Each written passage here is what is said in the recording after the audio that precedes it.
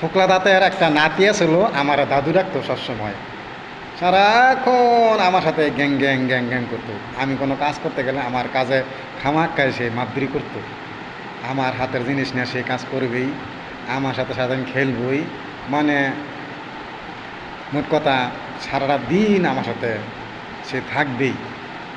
আমি জোর করে খেদা দিল সে আবার এসে আমার কাছে আইব, ধমক দিল সে আমার কাছে আইব। তো যাই, একদিন আমি কাজে খুবই ব্যস্ত, এমন সময় আইসি, ওই আমার লগে সে কাজ করার মাতবুরি শুরু করে দিছে। পরে আমি তুই যা আসেন তেনে, দাদু দাদু দাদু আমি একটা গান করি, ফোকলা দাতায় গান করবো। আমি একটা গান করি, আমি আচ্ছা ঠিক আছে কর, গান কর।